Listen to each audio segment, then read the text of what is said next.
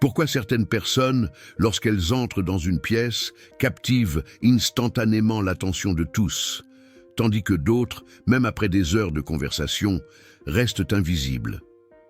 Alan Watts a découvert que le secret ne réside pas dans ce que vous dites, mais dans 4 mots spécifiques, qui, lorsqu'ils sont prononcés avec la conscience appropriée, possèdent un pouvoir magnétique, capable d'attirer n'importe qui. Vous pensez peut-être que l'attirance est une question de charisme, de beauté ou d'intelligence. Mais Alan Watts a perçu quelque chose que la psychologie occidentale peine encore à comprendre pleinement. L'attirance authentique naît d'un paradoxe profond. Plus vous essayez d'impressionner, plus vous repoussez, plus vous cherchez à être remarqué, plus vous devenez invisible et plus vous forcez une connexion, plus elle vous échappe entre les doigts. Ces 4 mots identifiés par Alan Watts ne sont pas magiques au sens occidental du terme. Non, ils sont révolutionnaires parce qu'ils dissolvent l'illusion fondamentale qui nous maintient séparés les uns des autres. La société vous a enseigné que pour attirer quelqu'un, vous devez vous projeter, vous vendre, vous présenter comme quelque chose de spécial. Mais Alan Watts a découvert que c'est précisément ce qui crée la répulsion. Observez un jeune enfant entrant dans une fête. Il n'essaie pas d'impressionner qui que ce soit. Il ne calcule pas ses mots. Il ne se soucie pas de son image. Et pourtant, tout le monde se sent naturellement attiré par sa présence. Pourquoi? Parce qu'il est. Simplement, il n'y a pas d'agenda caché, pas de performance, pas de peur du jugement. Il n'y a que la présence pure. Alan Watts appelait cela le wu-wei, l'action sans effort, le magnétisme sans force. Il a réalisé que lorsque nous essayons d'attirer quelqu'un par l'effort, nous créons ce qu'il appelait la contre-attraction, une résistance invisible qui éloigne les gens de nous. Pensez à votre dernière rencontre, qu'elle soit romantique ou non. Combien de fois avez-vous calculé vos mots? Combien de fois avez-vous mentalement édité ce que vous alliez dire pour paraître plus intéressant? Combien de fois avez-vous feint d'être d'accord avec quelque chose pour éviter un conflit? Et comment s'est passée la connexion? Probablement forcée, superficielle, avec cette étrange sensation que vous étiez en train de danser une danse répétée plutôt que de simplement fluer naturellement. Le premier des 4 mots découverts par Alan Watts va vous choquer par sa simplicité. Je, mais pas de la manière dont vous l'imaginez. La société occidentale a transformé le mot « je » en une arme de projection de l'ego. Je ai fait ceci. Je ai conquis cela. Je suis comme ci ou comme ça. Alan Watts a réalisé qu'il existe une manière complètement différente d'utiliser ce mot. Quand vous dites « je » à partir d'une conscience pleine, vous ne vous référez pas à votre ego, à vos réalisations ou à votre persona social. Vous pointez vers la conscience pure qui observe toutes ces choses. C'est comme si vous disiez « je », ce mystère que je ne peux pas totalement définir, cette conscience qui vit à travers cette forme humaine particulière. Cela crée un impact magnétique parce que les gens sentent instinctivement la différence entre quelqu'un qui parle de l'ego et quelqu'un qui parle de la conscience. L'ego porte toujours une énergie de besoin, d'incomplétude, de recherche de validation. La conscience porte une énergie de complétude, de présence, de paix avec elle-même. Le deuxième mot est encore plus radical. Non. Mais Alan Watts ne parlait pas de négativité ou de résistance. Il parlait du courage d'exister sans avoir besoin de plaire. La plupart des gens vivent dans un état constant d'acquiescement, essayant d'être acceptés par tous. Ils disent oui quand ils veulent dire non. Rien de blagues qu'ils ne trouvent pas drôles, feignent de s'intéresser à des choses qui les ennuient. Alan Watts a découvert que lorsque vous avez le courage de dire non à partir d'un lieu d'amour-propre et non de rébellion ou d'arrogance, vous devenez irrésistiblement attirant. Pourquoi? Parce que vous démontrez que vous avez des limites, que vous avez de la substance, que vous n'êtes pas désespérément en quête d'approbation. Imaginez rencontrer quelqu'un qui, lorsqu'on lui demande s'il aime un certain film populaire, répond simplement « Non, je n'ai pas accroché ». Je préfère les films qui explorent la nature de la conscience. Il n'y a pas d'arrogance dans la réponse, pas de jugement de ceux qui ont aimé le film. Il y a juste une honnêteté cristalline sur ses propres goûts et préférences. C'est magnétiquement attirant parce que la plupart des gens sont habitués à des interactions superficielles où tout le monde est d'accord avec tout pour maintenir la paix. Quand quelqu'un a le courage d'être authentiquement différent, cela suscite la curiosité et le respect. Le troisième mot est « sais ». Encore une fois, pas de la manière dont l'ego l'utilise. L'ego dit « je sais » comme une affirmation de supériorité, comme une façon de clore les conversations et de démontrer ses connaissances. Alan Watts a découvert qu'il existe une manière complètement différente d'utiliser ce mot. Quand vous dites « c'est » à partir de la sagesse, vous reconnaissez qu'il y a quelque chose qui résonne avec votre expérience directe de la réalité. Ce n'est pas une connaissance intellectuelle que vous avez collectée pour impressionner les autres. C'est la reconnaissance humble d'une vérité que vous avez vécue. Par exemple, au lieu de dire « je sais tout sur la méditation parce que j'ai lu 50 livres », vous pourriez dire « je sais que lorsque j'arrête de résister au moment présent, quelque chose s'ouvre en moi qui va au-delà des mots. La première affirmation vient de l'ego, essayant d'impressionner. La seconde vient de la conscience, partageant une expérience authentique. Les gens sont attirés par ceux qui savent, dans ce sens profond, parce qu'il y a une qualité de sagesse vécue qui ne peut être feinte. C'est comme la différence entre quelqu'un qui a étudié la natation dans des livres et quelqu'un qui sait réellement nager. Vous pouvez sentir la différence immédiatement. Le quatrième et dernier mot qui complète cette formule magnétique est « rien ». Et voici le paradoxe le plus profond qu'Alan Watts a découvert. Quand vous comprenez vraiment que vous ne savez rien, que vous n'avez besoin de rien, que vous n'êtes rien de spécial au sens conventionnel, vous devenez infiniment attirant. Le rien d'Alan Watts n'est pas le nihilisme ou la dépression. C'est ce que les maîtres zen appellent le vide fertile, l'espace ouvert de la conscience qui permet à la vie de fluer à travers lui sans résistance. Quand vous n'essayez pas d'être quelque chose de spécifique, vous pouvez être tout. Quand vous ne cherchez pas désespérément quelque chose auprès des autres, vous pouvez donner librement. Pensez à la personne la plus magnétiquement attirante que vous connaissez. Je parie qu'elle a une qualité de détachement doux, une capacité à être présente sans agenda, une façon de vous faire sentir intéressant et valorisé simplement en étant en sa présence. Elle n'essaie pas de tirer quoi que ce soit de vous ou de prouver quoi que ce soit. Elle est simplement là, complètement présente et ouverte. Alan Watts avait compris que ces 4 mots, « je ne sais rien », lorsqu'ils sont prononcés avec la conscience appropriée, dissolvent toutes les barrières artificielles que nous créons entre nous-mêmes et les autres. Ils communiquent. J'existe sans arrière-pensée. Je n'ai pas besoin que vous me validiez. Je ne connais pas toutes les réponses et je suis à l'aise avec ça. Et dans cet espace de non-savoir, quelque chose d'authentique peut émerger entre nous.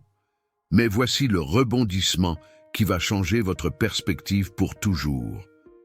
Alan Watts a découvert que vous ne pouvez pas utiliser ces mots comme une technique. À l'instant où vous essayez d'utiliser « je ne sais rien » pour impressionner quelqu'un, vous avez déjà complètement manqué le but. Parce que maintenant vous utilisez ces mots de l'ego comme une stratégie pour obtenir quelque chose. La véritable magie se produit lorsque ces mots émergent naturellement d'un état d'être génuin. Quand vous ne savez vraiment pas et que vous êtes à l'aise avec ça. Quand vous n'avez vraiment besoin de rien de personne et que vous pouvez simplement apprécier la compagnie. Quand vous reconnaissez vraiment que vous n'êtes rien de spécial au sens conventionnel et que, paradoxalement, cela vous libère pour être extraordinairement authentique. C'est comme essayer de dormir. Plus vous vous efforcez de dormir, plus vous restez éveillé, plus vous essayez d'être attirant, plus vous devenez repoussant, plus vous essayez de contrôler l'impression que vous faites sur les autres, moins votre présence devient authentique. Alan Watts avait une façon poétique d'expliquer ça. C'est comme essayer de lisser l'eau avec la main. Plus vous essayez, plus elle devient turbulente. Mais quand vous laissez simplement votre main reposer à la surface, l'eau se calme naturellement autour de vous. Alors, comment pratiquez-vous ces 4 mots dans la vie réelle? Comment permettez-vous qu'ils émergent naturellement au lieu de les forcer comme une technique? Premièrement, vous devez comprendre que c'est un processus de dissolution, pas de construction. Vous n'êtes pas en train d'apprendre à être différent. Vous êtes en train de désapprendre toutes les formes artificielles d'être que la société vous a enseignées. Commencez par observer combien de fois par jour vous mentez pour être accepté. Je ne parle pas de mensonges grands et évidents. Je parle des petites trahisons envers vous-même que vous commettez constamment. Feindre d'aimer quelque chose que vous n'aimez pas. Être d'accord avec des opinions qui ne résonnent pas avec vous. Rire de blagues que vous ne trouvez pas drôles. Chacune de ces petites trahisons crée une couche de fausseté qui vous éloigne de votre présence authentique. Alan Watts disait que nous sommes comme des acteurs qui ont oublié qu'ils jouaient. Nous commençons à croire que le masque est notre vrai visage. Et ensuite, nous nous demandons pourquoi nous nous sentons vides, pourquoi nos connexions sont superficielles, pourquoi les gens ne se sentent pas vraiment attirés par nous. La pratique de ces 4 mots commence avec des micro-moments d'honnêteté radicale. Quand quelqu'un vous demande comment vous allez, au lieu de répondre automatiquement « bien », faites une pause pendant un moment et ressentez vraiment comment vous allez. Peut-être répondrez-vous « je ne sais pas exactement, je suis en train de digérer certaines choses ». C'est infiniment plus intéressant et connectif qu'un « bien » robotique. Quand quelqu'un partage une opinion avec vous, au lieu d'automatiquement être d'accord ou en désaccord, permettez-vous vraiment de ne pas savoir. Peut-être répondrez-vous « je ne sais pas si je suis complètement d'accord avec ça ». J'ai besoin de plus de temps pour vraiment sentir les choses et avoir une réponse génuine. Les gens sont magnétiquement attirés par cette honnêteté parce que c'est tellement rare dans notre monde de réponses automatiques. Le paradoxe qu'Alan Watts a découvert est que lorsque vous arrêtez d'essayer d'être intéressant, vous devenez genuinement intéressant. Quand vous arrêtez d'essayer d'avoir toutes les réponses, les gens commencent à valoriser vos questions. Quand vous arrêtez d'essayer d'impressionner, votre présence naturelle émerge, et c'est infiniment plus impressionnant que n'importe quelle performance. Mais voici le défi. Votre ego va résister violemment à cette transformation. L'ego survit grâce à la séparation, grâce à la constante comparaison et compétition avec les autres. Quand vous commencez à dissoudre ces barrières artificielles grâce à la pratique génuine de ces 4 mots, l'ego entre en panique. Il va vous convaincre que si vous n'essayez d'impressionner personne, vous serez ignoré. Il va vous effrayer en disant que si vous admettez que vous ne savez pas des choses, les gens vont vous juger comme stupide. Il va créer des scénarios terrifiants sur ce qui arrivera si vous arrêtez de plaire à tout le monde. Alan Watts savait que cette résistance de l'ego est une partie naturelle du processus. Il avait l'habitude de dire que l'ego est comme un enfant effrayé, qui a appris qu'il ne reçoit de l'amour que lorsqu'il se comporte de certaines façons spécifiques. Quand vous commencez à démontrer que vous pouvez être aimé simplement pour exister, sans performance, cet enfant intérieur est initialement terrifié. La compassion pour cette partie de vous-même est essentielle. Vous n'êtes pas en train d'essayer de détruire votre ego ou de vous débarrasser de votre personnalité. Vous êtes simplement en train de créer de l'espace pour que votre essence naturelle brille à travers les couches de conditionnement social. Et à mesure que vous pratiquez, quelque chose d'extraordinaire commence à se produire. Les gens commencent à répondre différemment à votre présence. Les conversations superficielles se transforment naturellement en conversations profondes. Les gens commencent à partager des choses plus intimes et personnelles avec vous.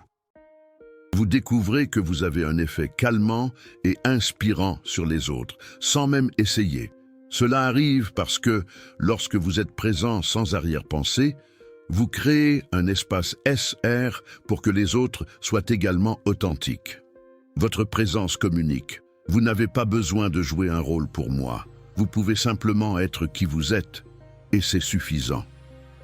Alan Watts a découvert que c'est la vraie définition du charisme. Non pas la capacité d'attirer l'attention sur soi-même, mais la capacité de faire en sorte que les autres se sentent profondément vus et acceptés. Et cela n'est possible que lorsque vous vous sentez vous-même profondément vu et accepté par vous-même. Les 4 mots « je ne sais rien » deviennent alors non seulement une technique de communication, mais un portail vers une forme complètement différente d'exister dans le monde. Une forme basée sur la présence au lieu de la performance, sur l'authenticité au lieu de l'approbation, sur l'amour de soi au lieu de la validation externe. Si ce paradoxe résonne profondément avec vous, si vous sentez que quelque chose se dissout dans votre quête constante pour impressionner les autres, envisagez de soutenir ce type de contenu philosophique rare grâce au Super Thanks. Lorsque nous utilisons notre technologie pour préserver et partager la sagesse transformatrice, nous contribuons à un monde où plus de personnes peuvent découvrir leur propre authenticité magnétique. Mais la transformation la plus profonde se produit lorsque vous réalisez que ces 4 mots pointent vers une vérité encore plus radicale.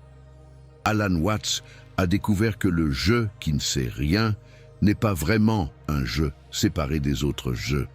C'est la conscience universelle elle-même, qui expérimente la vie à travers 7 formes spécifiques que vous appelez la vôtre.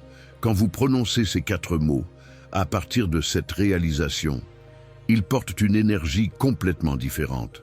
Ce n'est plus un moi personnel qui admet son ignorance. C'est l'existence elle-même qui reconnaît son propre mystère à travers cette expression unique que vous êtes. Cela dissout complètement la dynamique d'attirance, basée sur le besoin ou le manque. Vous n'essayez plus d'obtenir quelque chose des autres. À travers votre attractivité, vous êtes simplement l'univers qui s'apprécie lui-même à travers des rencontres humaines. Et ça, c'est infiniment plus magnétique que n'importe quelle technique ou stratégie.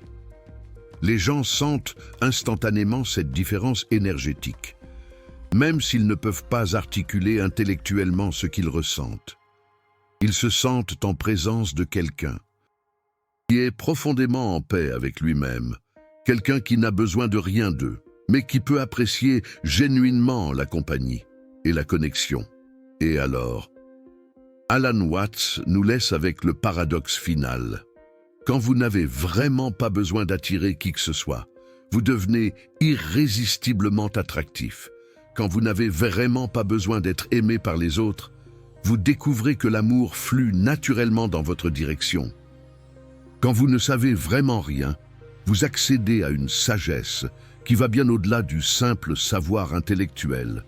La pratique devient alors une danse constante entre reconnaître quand vous êtes en train de jouer un rôle et revenir gentiment à votre présence naturelle, entre noter quand vous essayez d'impressionner et vous détendre pour retrouver votre authenticité spontanée, entre percevoir quand vous cherchez une validation externe et vous rappeler que vous êtes déjà complet, exactement comme vous êtes.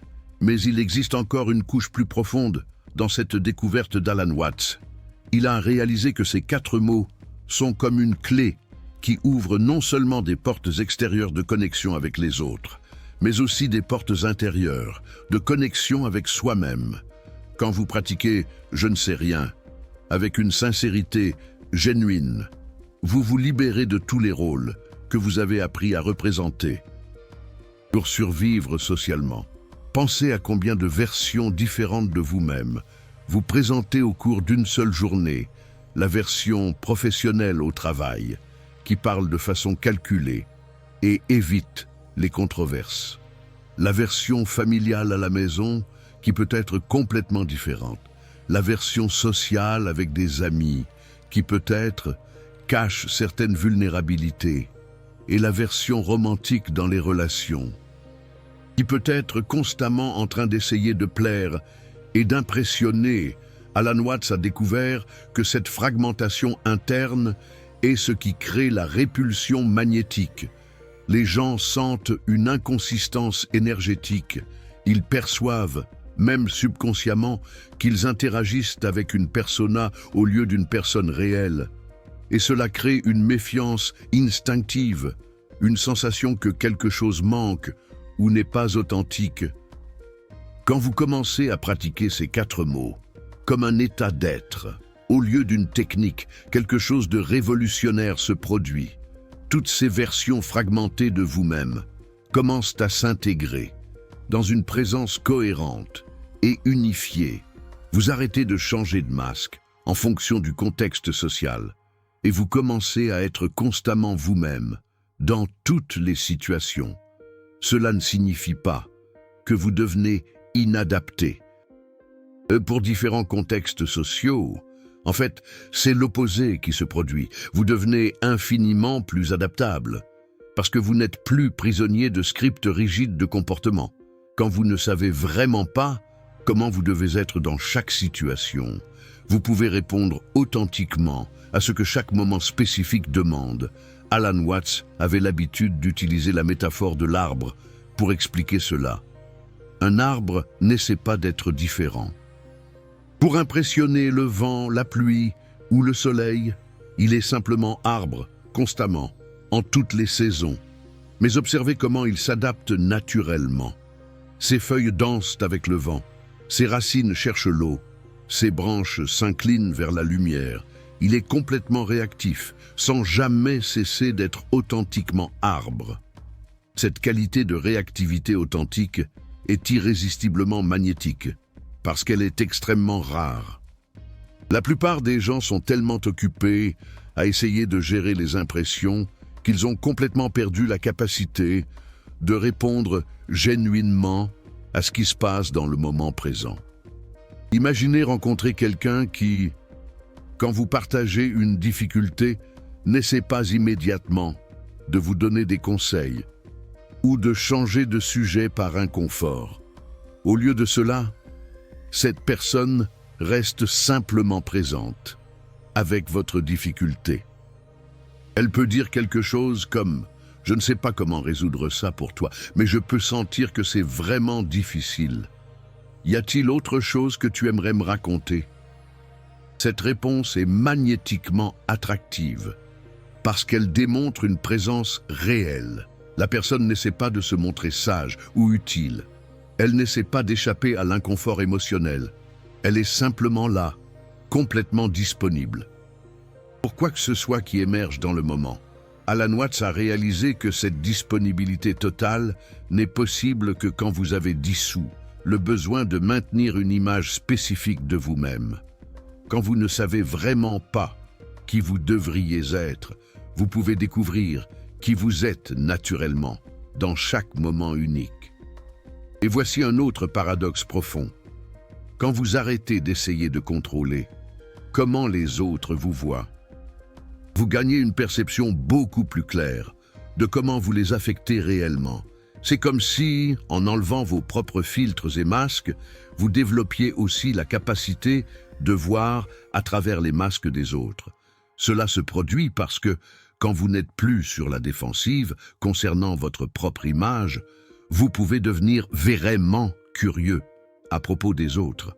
Au lieu de calculer ce qu'il faut dire pour faire bonne impression, vous pouvez vous demander genuinement qui est cette personne, au-delà de la personnalité sociale qu'elle présente.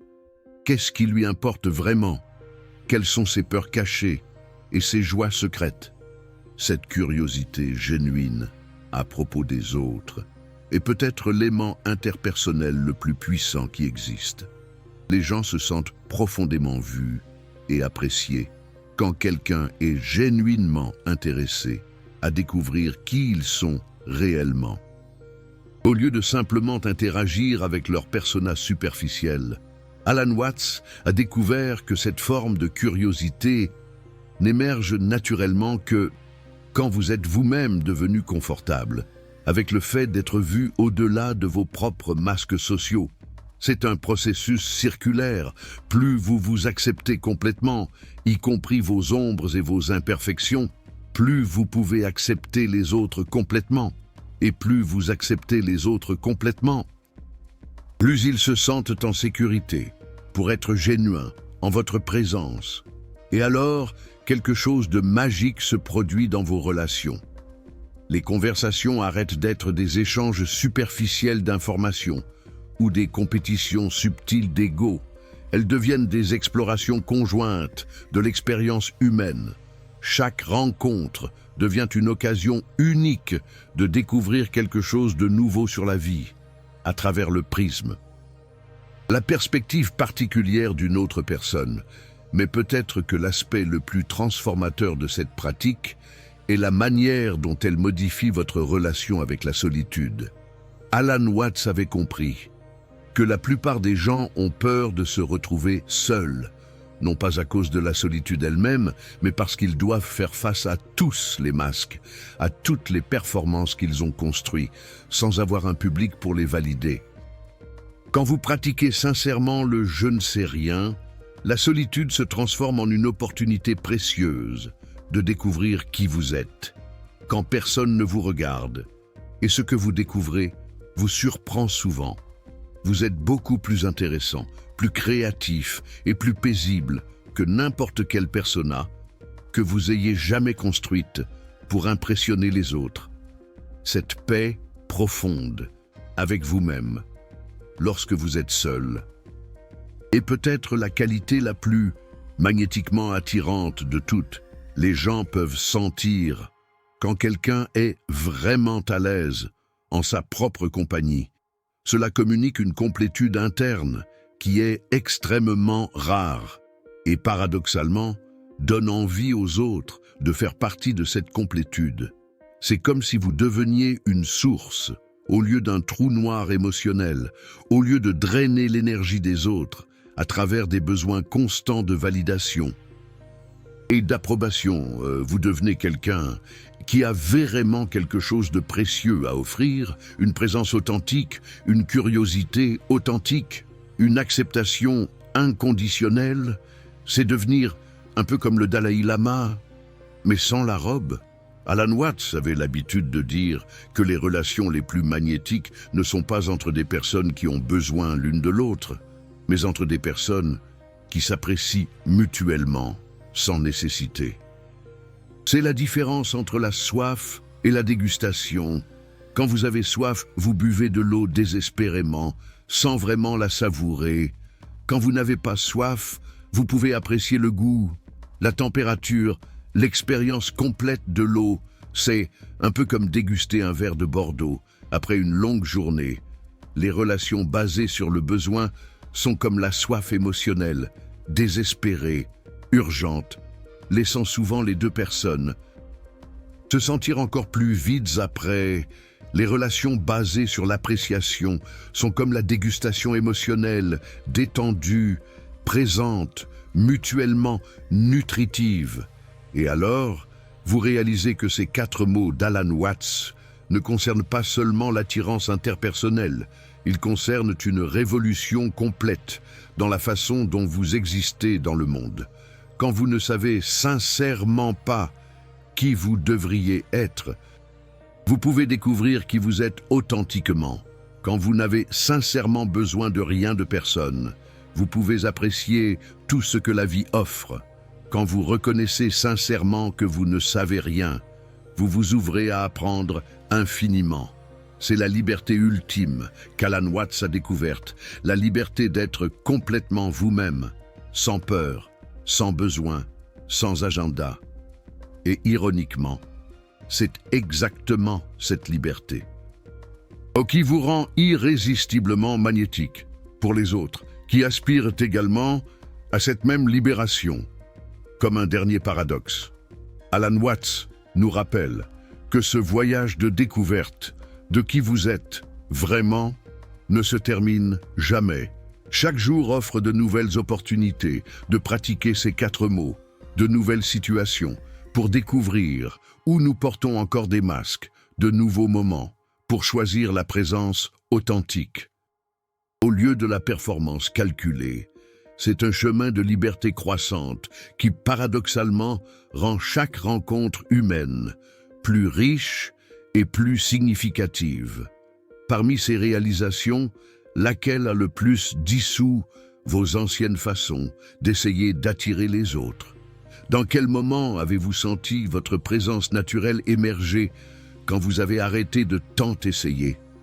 Partagez dans les commentaires comment ces 4 mots transforment vos connexions humaines, un peu comme une conversation au café du coin, mais en plus profond,